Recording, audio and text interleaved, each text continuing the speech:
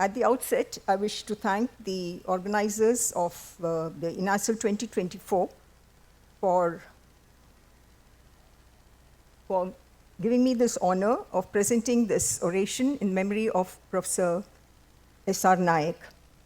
My acquaintance with Professor Naik dates back to the early 1990s when I met him at the first esophageal motility workshop meet at SGPGI Lucknow. And ever since then, we were almost meeting each other at various fields of academic and research work until his untimely demise. My presentation today is dedicated to his memory.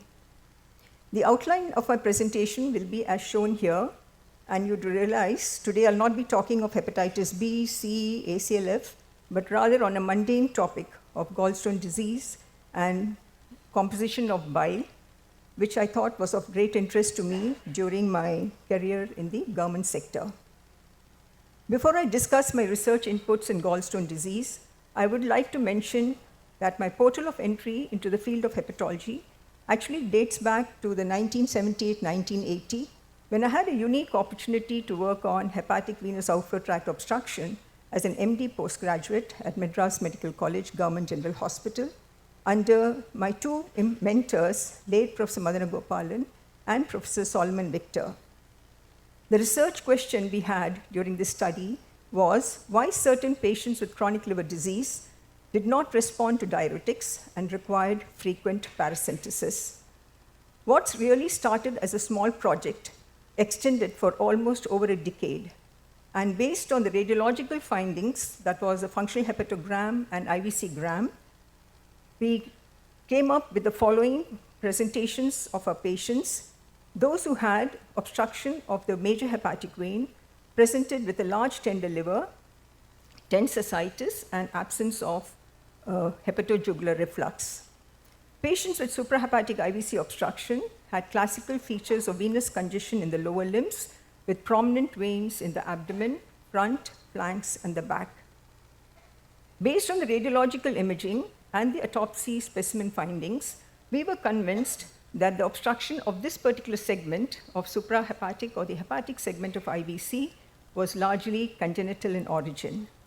There was either A, malunion of the supra and the subcardinal segment of the inferior vena cava during its development, or it was an extension of the obliterative process of the ductus venosus at this segment of the vena cava. We labeled this particular entity as coarctation of IVC. Dr. Victor popularized the cavo-atrial bypass to relieve the obstruction. And I think all of you should remember, as Dr. Dilavri was mentioning yesterday, we were all clinicians, and we neither had an ultrasound, nor did we have interventional radiology during this period of time. And all this was largely based on clinical presentation. The entire data was collected over the years, and we collected this and we published a monograph on coarctation of inferior vena cava in 1990. On completion of DM in gastroenterology from CMC Vellore, as a state government employee, I was posted to Government Peripheral Hospital, a hospital that was located in the outskirts of the city. The center had huge referrals of clinical material, but really had limited resources for investigation and even management. But I must be honest and mention here that my foundation in clinical gastroenterology was laid in this particular center. As a team, my very good friend, Dr. Malti, and myself started the clinical research on various digestive disorders, which included irritable bowel syndrome, inflammatory bowel disease, studies on H. pylori, so on and so forth, under the guidance of our chief, Professor Madana Gopalan, when I stumbled upon on the research on gallstone disease. As a DM postgraduate, and I'm sure all of you would also know, that the most common type of gallstone in India in those days was cholesterol gallstone. We were also familiar with the 5 Fs that characterized patients with cholesterol gallstone, and that the risk of gallbladder cancer in these patients was high. While all this was well known, to us at our center, we found that amongst the successive patients who had a cholecystectomy, the gallstones were not white, but black and powdery, suggesting pigment stones. This required further research and investigations. To the surgeon, this was just a natural observation, and it was absolutely of no interest to him. It is actually true that research is to see what everybody else has seen, but it is actually the thought process of the researcher that really makes the difference. Our basic intention at this stage was to demystify some of the myths on gallstone disease. That is, A, is cholesterol gallstone indeed the common stone across the Indian subcontinent? The acronym of 5 Fs, is it applicable to our patients in South India?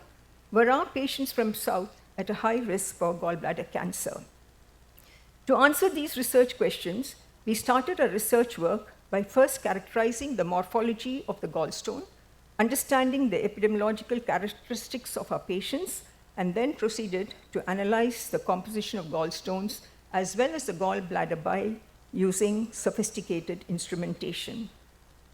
We published our very first paper on the appearance of gallstone obtained from cholecystectomy specimens.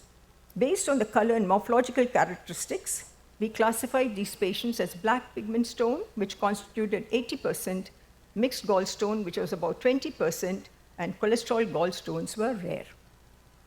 We then looked into the composition of these gallstones.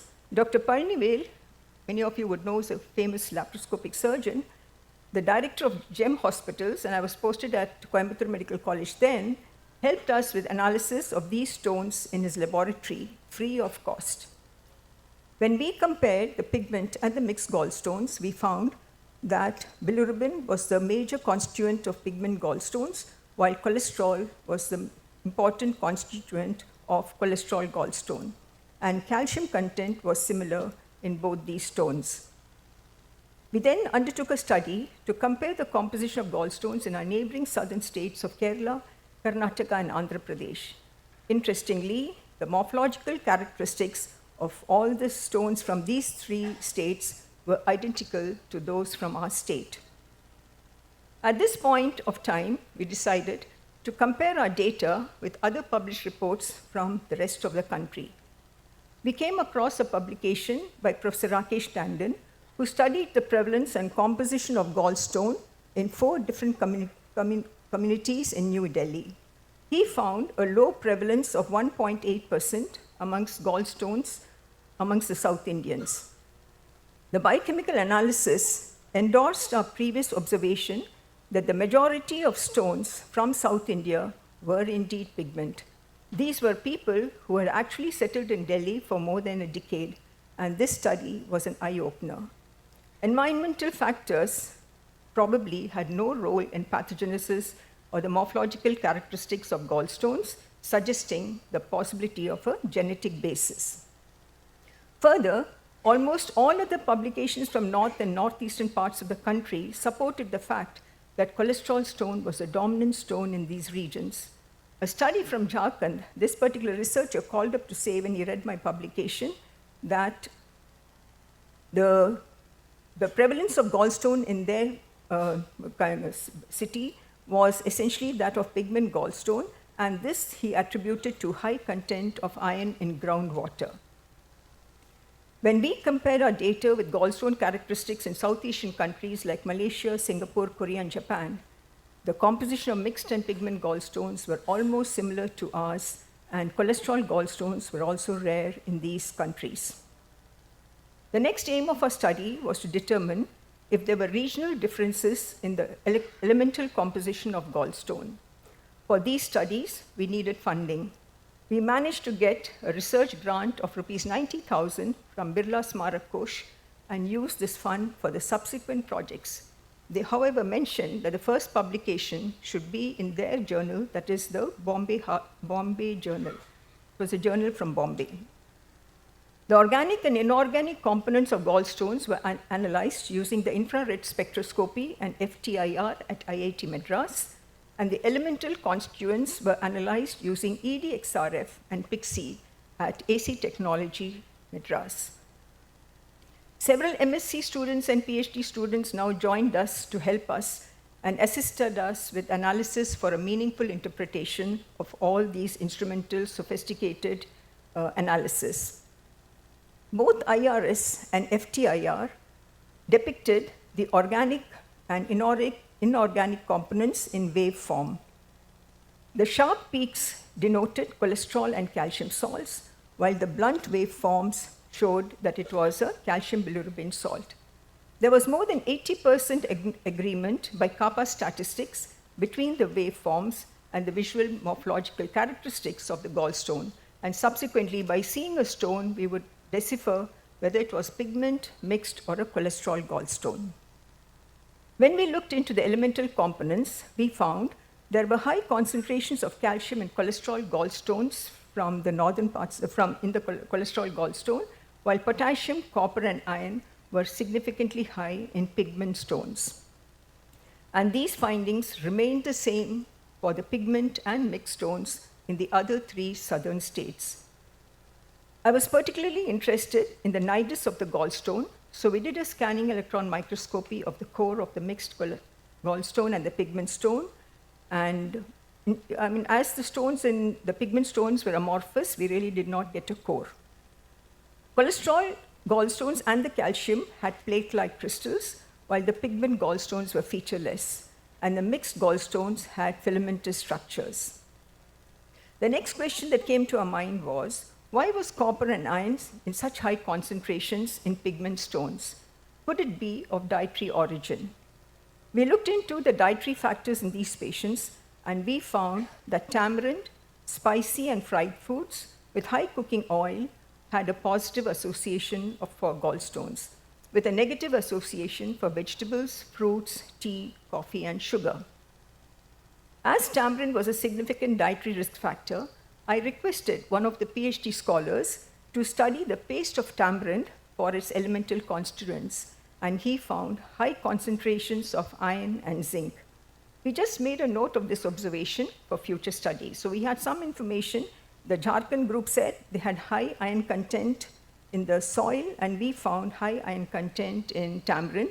Longitudinal studies are not possible to come to any conclusion in such situations. All along, you would have realized that I've been discussing only of 2 types of stone, mixed stone and pigment stone, since we did not have cholesterol gallstones for comparison. So I remember going to SGPGI and requesting Dr. Gaur Das to part with his 10 cholesterol gallstones so that we could compare these stones with the cholesterol gallstones from our state. The same FTIR and PIXI analysis was done to determine the organic, inorganic components as well as the elemental constituents. And we found that the cholesterol waveforms, as you can see here, were identical whether the cholesterol stones were from North or South India. However, the North India stones had high contents of calcium, while the South continued to have high contents of iron. In other words, iron appears to be an important constituent of gallstone, irrespective of the type. Having done an in-depth study on gallstone, we shifted our attention to gallbladder bile to know if there were any regional differences in gallbladder bile composition. I'm sure we're all familiar with this pathogenesis of cholesterol gallstone. Primarily, there's an increased cholesterol synthesis within the liver, with a decrease in bile acid synthesis and a defective excretion of the bile salts. All these result in supersaturation of bile with cholesterol. The gallbladder then takes over and initiates the formation of gallstones from the supersaturated cholesterol in the bile. All these suggest one important message, that liver is a primary troubleshooter. For our study on gallbladder bile, we got healthy bile samples from the liver donors at our center, that is Gleneagles Health City, by now had shifted to the center. Professor Mohammad Rela was helpful in getting me these healthy gallbladder bile from the liver donors. Dr. Malay Sharma helped me with a gallbladder bile from North India. These were transported by air cargo in patients undergoing cholecystectomy at their center. On analysis, we found that the healthy gallbladder from North India had high content of cholesterol, while the cholecystectomy specimens from South India had significantly high content of bile salts. We also looked into the bile acid derivatives, namely primary and secondary bile acids, both in the gallbladder bile from North and South India. And this study was done at the National Institute of Technology, Tiruchirappalli. and we found that the samples from North India had significantly high contents of lithocholic acid and low amounts or lower proportions of deoxycholic acid. What it means, even I really do not know. How do all these basic science information translate towards patient care? We did a case control study to determine the basic characteristics of our patients with gallstone. The prevalence was similar between men and women. The risk factor for women, as you see here, was obesity and diabetes, while for men, it was essentially a sedentary, retired lifestyle and amongst non-smokers. Other characteristics of our patients with gallstone were that majority of our patients were asymptomatic for a mean period of almost 8 years before they underwent a cholecystectomy. And mind you, all this was done with a post, I don't know, many of you may not have seen the postcard we used to have, reply paid postcard in our times. So we would write a letter and we would get a reply with the reply paid. So the person who's replying does not have to pay for the postcard. And this information of this natural history we got by writing or communicating with our patients. None of the patients had hemolysis, so none had hemolysis, and the bile was less infective, and important was less than 10% of our patients had a risk for gallbladder cancer. Did we get answers for the 3 questions which I had addressed at the beginning of the talk? Yes, we had some answers for our research question. Firstly, there were distinct differences between the gallbladder stone and the bile between the North and South Indian population. The gallstone from South was black and amorphous with significant high concentrations of iron and copper, with bile being less lithogenic. So bile was less lithogenic. One question we had not answered was, why was the gallstone from South black? Now, in the present days, there are recent changing concepts in the pathogenesis of pigment gallstone, and there is a shift from the infectious theory to a non-infectious proposal. Hyperbilirubin, bulimia, that is, high concentrations of bilirubin in gallbladder bile or in liver bile, seems to be the primary culprit. Once again, a troubleshooter that occurs in the liver. Causes include, common causes of increased bilirubin in the bile includes hemolytic anemia, ineffective erythropoiesis, and enhanced, this is a recent concept, enhanced intrahepatic circulation of unconjugated bilirubin that gets absorbed from the colon. So as I mentioned, so both for cholesterol gallstone and for pigment gallstone, liver is the troubleshooter. Having said this, none of our patients, as I'd already mentioned, had hemolytic anemia. Bile and gallstone cultures were also negative. So was the high copper and iron content in the bile that was responsible? Is it possible there is actually a genetic defect in the iron metabolism? Probably, maybe even hepcidin may be having an action or role in this, or was it related to the diet? We still do not have an answer to this. We hypothesized that the complex compounds of iron and copper with the bilirubin in the bile probably served as a nidus for the gallstone, around which there was deposition of calcium salts, cholesterol, and hydroxyapatite. So this was a hypothesis as to how a pigment stone was being formed. We have several ongoing research projects, and especially on genetics, composition of bile within the liver and not the gallbladder bile, and also we are trying to characterize in the recent times gallstone and gallbladder bile composition in pediatric children as well as the adolescent, and we have a poster on these 2 aspects.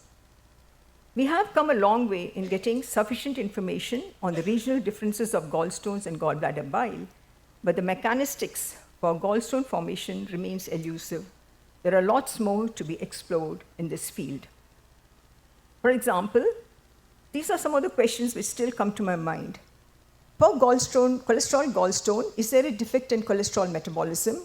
Why is gallbladder bile getting supersaturated with cholesterol in some patients? Is the bile salt production that is defective, or is there a defect in its export mechanism? Maybe the defect is actually in intrahepatic circulation because we found high amounts of secondary bile acids. As for the pigment gallstone, which is non-hemolytic, non-infective, what was the cause for the excess bilirubin in gallbladder bile? Was there a defect in UGT1A1? There has been a study from AIG Hyderabad which has come up with the information that there may be a defect in the UGT1A1. Or is there a defect actually in the bilirubin export system, either an MRP2 or an MRP3? Or is the entire problem that we're seeing as etiopathogenesis of gallstone disease, is it gene in origin or genetic in origin? I will end my talk by mentioning a few of these points that I had gone through as a researcher that really spanned over 4.5 decades. It has been pleasant, but rather arduous and challenging, with gallstones and with several other research projects, with several glitches and hurdles all over. I never ever had a luxury of working at a premier institution, which I always wanted to, but it eluded me on most occasions. But I think the government hospital really helped me out, and even today, I always believe that it served me as the bread and butter for my career. To me, research was never an easy path, especially when one has to combine teaching, academics, as well as administration. For the young clinician researchers, several of them who are sitting in this audience, I would always ask a research question why. I would never accept anyone who says anything. Publish when you're ready with results in any journal. And as my chief would say, he would always say, if you think of something new, publish it even as a letter to editor, because you're the first. And hence, do not worry about the impact factor. I mean, as you would have seen, most of my references are all tropical gastroenterology. And therefore, I mean, I always feel I was never included. You know, whenever you had something to apply for, they will say, do you have an index, or you have a H-index or whatnot, impact factor, your factor should be more than 20, publication should be in the Indian context, you cannot have international. So when I was eligible for some of these orations and others, I never fitted, but I never bothered about it, because to me it was just going on and on with the work. Always have a biostatistician by your side. It serves the hassles of analysis. Research will never be difficult as you think. I shall end my presentation with these two famous quotes, which seem very apt in my journey as a gastroenterologist and a hepatologist and a basic clinical researcher. Start where you are, use what you have, do what you can. I started in a very small hospital, a government peripheral hospital, as it is even called today. I used whatever clinical material I had to help me with my research work, and whatever basic amount or whatever I had with me was what led me to do some of the other work that led me to what I am today. As hard as the journey may be, never regret climbing these small steps. Never regret crossing these hurdles. In the end, this is what will bring you success. Today, I think this is my last slide. I hope I'm not making a mistake. I am proud to be a woman hepatologist. I'm not a hardcore hepatologist, but a woman who's interested in hepatology, because when I left my career as from the clinical or the academic aspects, I retired as professor of hepatology. I've struck the chord and shattered the glass ceilings by being the first woman who is giving the Professor S.R. Naik oration. The path has now been laid for the internationally renowned women hepatologists in India. I think they are the ones who should have been standing here and giving this oration and not me. Anyway, and I'm sure they're going to follow what I have started. I am but a small fry. I thank you for your kind attention.